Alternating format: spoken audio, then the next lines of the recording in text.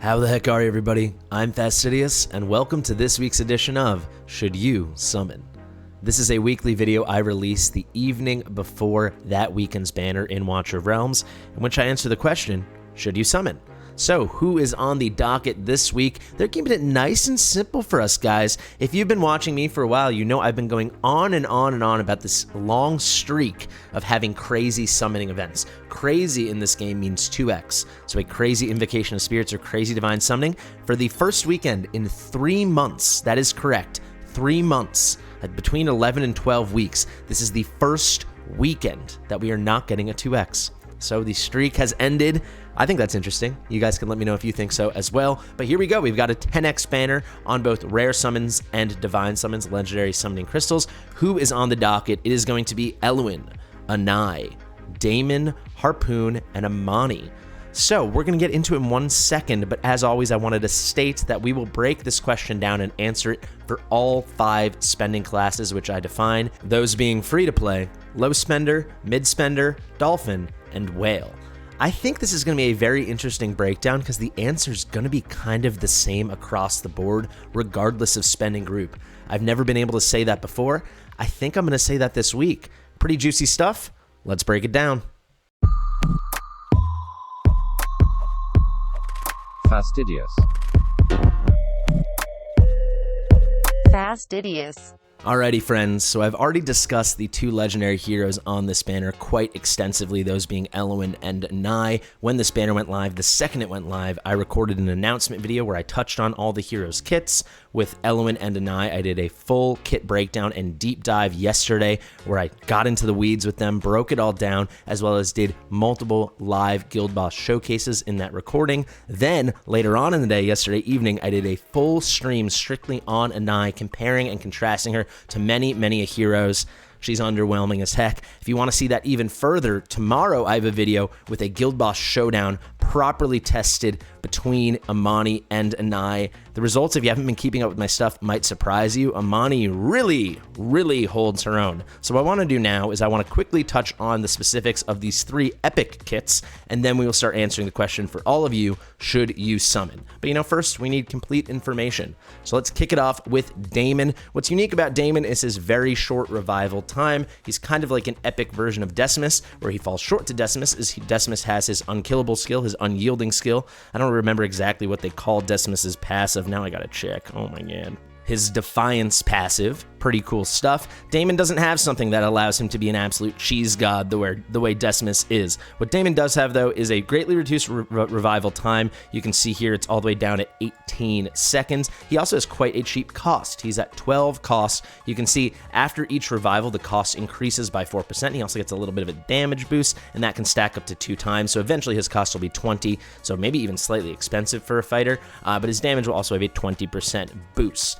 It's pretty good. It's very niche. I will just touch on the rest of the kit, and then I'll explain the only use case that comes to mind for me where I've seen him used, where I've thought about using him. I've done a lot of testing with Damon. If people have been following me for a while, about 3 or 4 months ago, I'm trying to remember who it was for, but I went on someone's account and I personally did a stream dedicated to Damon after his buff to figure out if he was good. Short answer, no, not really. So he's got a physical attack here. It goes up to 60% damage. It's a double hitter. It is what it is. Compare this to someone like Daimos that's got a double hitter and it's 85% when it's skilled up, right? Kind of not so exciting. We go here, Blood Mania. When deployed, increases attack by 40%. That's nice. For every 3 attacks landed, the next one will inflict stun. It's a 1-second stun, a lot better than the half-second stun we see a lot in this game. It's cool. It's not crazy. So this boost is going to last for 10 seconds. If it lasted a lot longer, it could be a lot cooler. But he's going to probably die because you're going to drop him on top of people. He's probably going to die, and you'll just revive him because that's kind of the point of Damon. The only other real use, I'm going to tell you in a second. Blood Coil, when deployed, deals 240% damage to up to 3 nearby enemies. If this was like 10, and you could kind of drop him like a bomb, like in a la Cerberus or Aatrox, that would be a lot cooler. But this only goes up to 320% damage. It's really not that great. Let's go to the Awakening. So Awaken 1, Blood Coil, what we just were talking about there. The thing that goes up to 320%, deals an extra 150% damage inflicted with bleed. Again, the damage is not my concern, the quantity of enemies. So again, if this was 7 or 10 enemies, then I could see it having some proper use, especially if it was magic damage, right? Because typically you need magic damage for those big AoE dependent stages, you know, those mobby stages like Gear Aid 1. Maybe there'll be content for him in the future. I don't know. But if you're watching, devs, this should be way more than 3. 3 isn't enough. Crit rate plus 5%. Typical. Upon death or retreat, inflicts a mobilized state. So this was one of the things that was added to his kit. Up to 5 enemies, getting better. The number's getting higher, but not thrilling. If you go here, it lasts 3 seconds. So they're basically, it's kind of like a stun. Immobilize and stun are very similar in this game. This is nice, but again, it's not as effective as I thought it would be when testing. You can't cycle through it as much as you'd like it, but he's kind of supposed to die or be retreated, as you can see. Penetration, fine. Ultimate duration plus 2 seconds. Plus 2 seconds, it's kind of a sneeze, right? Because like this was already too short at 10 seconds. It was plus 10 seconds or plus 15 seconds. Then we'd be looking at a juicy ult. This only brings it up to 12 seconds. I don't know. So the one use case for Damon, I would say specifically would be in phase 2 of one of the Void Rift rotations, when you have the Ludwig as the main boss, and when you have all those tentacles. Damon's great to drop whenever those tentacles sprout up and kill them. He needs a decent build at like Nightmare, but for other stuff, he doesn't even need that good of a build. Build him with some attack speed, any amount of attack and crit, he should be able to handle them nicely. So that is a nice use for Damon if you wanted to 6-star him. It's something I've considered doing, especially now that I'm kind of running out of heroes that I want to 6-star. So I'm sure I'll do it eventually and test him out. So if you guys want a video on Damon, you'll get it. All in all, not too exciting. The most exciting part about Damon is you're not going to see it now because I've already summoned him, but for many of you, if you go to Hero Fusion, you'll see Abomination right up top. For Abomination, you need Komodo, who's fusible right here. You need Vortex, who is the most common epic to drop in the game. I have the stats to prove it. You can go check it out or wait till I post an updated video very shortly. There's a teaser for you. And then we've got Damon and Harpoon.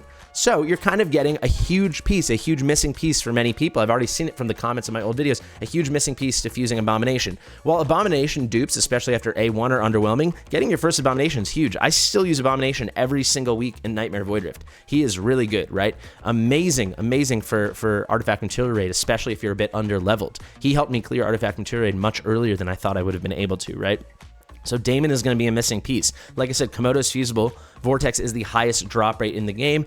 Who's the other one that's kind of rare? Well, it's Harpoon. So now you get another Harpoon, another Abomination epic in the form of Harpoon. Harpoon is interesting and someone I definitely want to play around with one day. I think they buffed his damage a bit. He could actually be really good. What Harpoon has that's unique, no talent, but he unleashes 3 volleys of arrows towards one enemy, dealing 120% damage. This can go up to, let's do some maths here, 150%. So with that's each arrow, right? So it's like 450%. But look how cheap this thing is. It's one of, I mean, if you take out, I think only Lightlock is cheaper, if I'm not mistaken, at least for epics and legendaries. If I'm mistaken, let me know. I'm thinking Wrath is 300, Lightlock's about 100 or 100, Lightlock's 120. So this comes out to 240. That is insanely cheap. So this can pop off a lot. What I don't love is it's single target. If this was like a multi-strike, like 3 target, it could be kind of cool.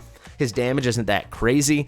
If we go to the basic attack here, 100% damage to one enemy, prioritizing airborne units, target below with HP below 35%, take 20% more damage. It's okay. And then the passive, if an enemy is killed by arrow bombardment, increases attack speed by 90. This boost can go up to 150. If we go to his attack speed here, it's a very low 2 seconds. You can get him go super fast. You know, the more attack speed, the more rage regen formed by attack, right? Rage regen, parentheses, attack.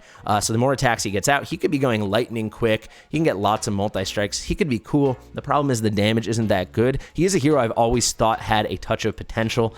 If you go here, though, 2941 attack is literally nothing to write home about. He's not too thrilling. For many people, you'll only be excited to get him as Abomination fodder. He was my final Abomination epic. I'd gotten all the other ones, and I got him like 2 weeks or 3 weeks later, so I was quite excited when I did pull Harpoon. I do think he's close to being a cool hero, though. I do think he is, and I think probably up to 318, he'd be super viable if you chose to 6-star him. I think he'd have to fall off later because the multipliers aren't amazing, because it's single target, and because his base attack is so low. If we look here, the A1, when shielded, the hero's attack ignores 30% of the target's defense. I really like this. He's a northerner, so he can have shields all the time. This is a huge boost for him. If we go to the A2, plus 5% crit rate, it's okay. If we go here to A3, if an enemy is killed with arrow bombardment, or remember, this is the auto ultimate, it's going to gain 80 rage. So if he gets 1 kill, right, the 3 arrows, if that's enough, if you can get enough damage on him, instead of needing 240, you're only going to need 160 because he's going to start instantaneously with 80.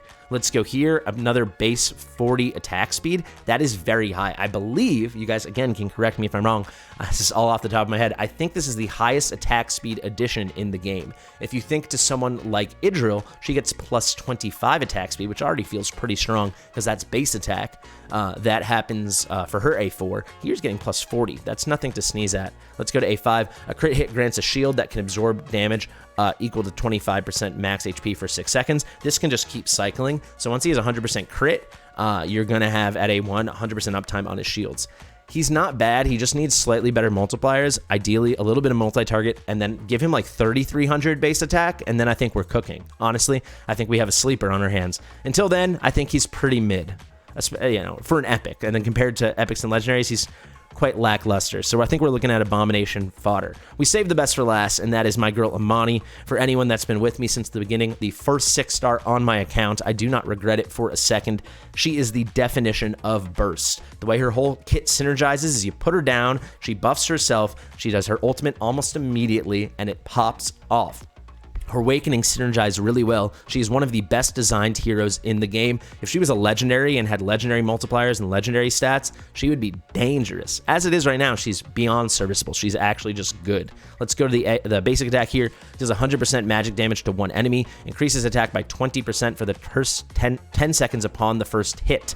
So this is going to give you a tip to exactly how Amani works. Basically, you deploy her. Everything she does is you'll have a certain amount of time that she's way better when she's initially deployed, and then you'll pick her up. I like to think of her as like a tactical nuke or like a tactical bomb. It's very strategic.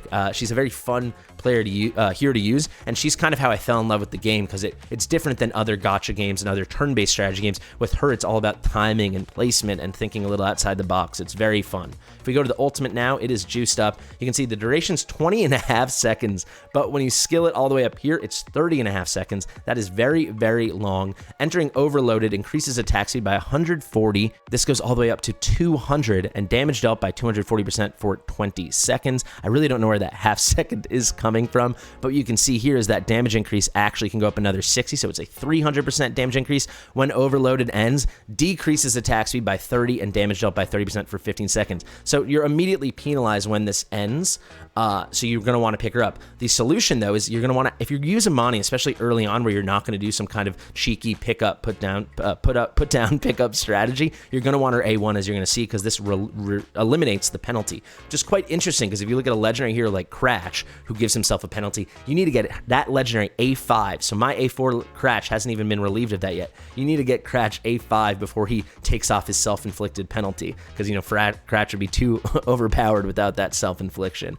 But you can see this is very, very strong. 1,300 is quite expensive, but you can get the cost down to 1,100, and then 800 initial cost is good, but you can get it all the way up to 1,000. So she started at 1,000 cost, she only needs 1,100, so it's close to an insta-ult. When you pull her up, she's at like 92% already loaded into her rage. It works out very well. Let's go to the passive, and then the awakenings are really what make her shine. When deployed, increases attack by 10%. This goes up to 20. Increases crit rate by 15%. This goes up to 25. And crit damage by 20%. This goes up to 30%. That's for 20 seconds. It can last for 25 seconds. The ult lasts for 30.5 seconds. So basically, you're going to put her down eventually. You trigger her ult almost immediately. You let her run, and then you pick her up when she's done, because then it's so easy to build her. You build her with 75% crit. She has a big attack buff, another big attack buff here. She does all these big multipliers and attack speed boosts, and it's proper bursts. It is single target, but especially with mobs and stuff, she kills them so fast it feels like AoE. I didn't have an AoE mage until day 43, I think, on my account, when I finally got Comet, and I'm not counting Osiren. Back then we didn't get Greed at day 28. So she's who I use as like my AoE mage, right? Her and Lightlock are what carried me to Gear Raid 118. She's super relevant, and she's also really good for Guild Boss, as you'll see in the video tomorrow, or you can see in my stream from last night. So Awaken 1, this is really cool if early on, when you're not going to do a put down pickup strategy, she no longer enters a weakened state, so she no longer like self-inflicts a penalty upon herself. That's great. Here, crit damage plus 10%, really, really nice, especially because she shines, especially late in endgame, really late game in the Guild Boss, where you don't need as much attack. Better get that crit damage and really get her popping off. The A3, this is what you really need to make her properly usable later on. Her revival time is reduced by 25 seconds. So instead of the typical 60 seconds, it goes down to 35 seconds. You use like a Volca or something, right? Let me do some math in my head. It takes off like an eight and a half seconds or something like that. So that would get her down to about 26, 27 seconds, right? 26 and a half seconds or so. That is really quick. It times out perfectly in Guild Boss. It really does. It works out really well, especially if you're using an Infernal Lord, and she is Infernal, so she's great in Guild Boss. It times out great. All damage plus 8%. A very strong A4, a lot better than what we see sometimes with crit, or, you know, maybe it's probably comparable to 5% penetration, actually, maybe even a little worse, but it's a cool, unique A4. And then her A5, after attacking the same target 6 times, increases the next attack's damage by 100%. So whatever it is, it's a 2x multiplier. It's not like plus 100% damage, it just doubles up whatever it would have done. That's really big, especially when you use her against single target bosses, namely the Guild Boss. Can you tell that I love Imani? She's on my banner on my YouTube channel. She'll be there forever. I really love Imani. All right, let's start answering questions. So now that we understand who the epics are, I'm confident we all understand who these legendaries are. Should you summon? Should you be pulling? And I honestly think the answer is the same for everyone. Anai is Kriya, that level of hero. She is Kai. She is perfectly serviceable, right? Not even Kai, because Kai can totally do his job. Could you use Nyx? Could you do Razak? Sure, but Kai can do his job, right? He can do 321. She's really Kriya in that she falls off at a certain point. She's immediately outclassed by many, many options, but she is serviceable. That is the word that really keeps coming to mind with me. She can totally work. So she's an Infernal single target DPS. If you want to run an Infernal team and you need a third DPS and you get her, you don't have to be upset. But if you already have a third DPS, I do not see her fitting in. The only way she could really sing is with Awakenings, and even that being said, she will still be outclassed by many other options. She isn't bad, she is meh, right? She is certainly not the kind of hero you pull for on a 10x in Watcher of Realms, a game that still has a very limited legendary hero pool and consistently does banger 10x's for banger heroes like Elowyn. Elowyn is the reason, regardless of spending group, whether you're free to play or an absolute kraken. Seriously, Elowyn is the reason you will pull. Notice, I usually say this is for all spending groups, free to play, low spender, mid spender, dolphin, whale, and I'm not even going to say anything to you Krakens because of course you are summoning. I do not think the Kraken should summon this weekend. The first time ever. Even Krakens, because if you're a Kraken, you already have Elowyn. Elowyn sincerely does not need Awakenings. She really doesn't. We've done a lot of testing. Grace of Nature reduces damage taken by 20% for 10 seconds. That's only for her. It is like such a tiny little luxury boost. If she's dying, your whole team's dying anyway, usually, especially when you're in the end game. Here, plus 300 attack. She's got supremely high base attack, over 5,700 already. Each basic attack launches a chance to dispel. This one is really nice, but no, I mean, you could maybe get this if you were a Whale or a Kraken thinking they're going to put more debuffs in the game and we need even more dispel, not just from her ultimate. But as it stands now, there is no debuff with enough frequency to require her needing this. If we go here, Rage and Auto, her ult comes up pretty fast, especially if you're a big spender. You have some form of a Lord, whether that be Raiden, Phenoma, or, of course, my boy Cyrus. And then here, obtains a Wood Elf immediately after using Grace of Nature. That's amazing, but I do not think it's necessary. I suppose it could allow her to solo heal a lot of content, but that is like the ultimate luxury, and it's A5, so you're gonna have to get pretty darn lucky. Elowyn has a base rate among the current pool of legendaries just under 1.5%, so even with the 10x in effect, you'll have just under a 15% chance to pull her when you pull a legendary on this banner. So I did some math. That comes out to you'll have just less than a 50% chance if you pull 4 legendaries of one of them being her. So there's a little math for you guys. So you probably, if you want over a 50-50 chance that you will get 1 copy of her, you are going to need to pull 5 legendaries, unless you get lucky or unlucky, in which case it could be better or worse. But that is the baseline, right? Otherwise, it comes out to like 48% or so. 47-48% if you get 4 copies of her, that one of them will be her. You could get 4 copies of her, or you could pull 14 times and get 0 copies of her. It's all within the realm of statistics. Just look how many legendaries I pulled and didn't get Setram, but how many Boreas I did get, if you want to go back to that video. All in all, I rank her as the 4th best legendary in the entire game. This is maybe the strongest passive skill in the entire game. Nature's Favor, this ability restores 3% rage for all allies anywhere on the map. There is no range to it. It is map wide every 3 seconds. So do some math, you're going to get 30% every half a minute, right? All around. It's relative to their rage cap, but the whole map. It is a global rage boost. It is tremendous. I really think if you don't have Eloin, and certainly if you don't have Eloin and you don't have Hollow, this is the ultimate must pull for you. She would be the biggest game changer you could get on your account. Even if you do have Hollow, because hers is map wide, not range dependent, I do think she's not just a luxury, but eventually a necessity in certain pieces of content, like codex, like certain things for certain accounts in Nightmare Void Rift, but maybe not a total necessity. But her kit's evergreen. I don't see her ever graduating or being, not graduating, rather other heroes coming in that outclass her unless we get a better rage regenerator and they find some way to nerf her. But that rage regen will always be valuable. So if you need one copy of Eloin, if you have 0 copies, I think free to play to Kraken, you should pull for her. And don't be afraid to pull a couple hundred times if you have that saved up, right? And if you're a free to play, don't be afraid to pull 23 times if that's all you have saved up. It is worth it for the chance to get her, even if that is only about a 14 or 15% chance. That is worth the roll of the dice, in my humble opinion. However, if you do have her, I don't think any of her awakenings are worth it for anyone. I've been doing a lot of data mining research. Stay tuned for that. Hopefully that video will come out tomorrow. Otherwise, it will come out Monday or Tuesday. But oh my God, I have a strong idea of the next 2 banners. I'm sorry, I can't say it yet until I'm in the position where I'm 100% solid on this information.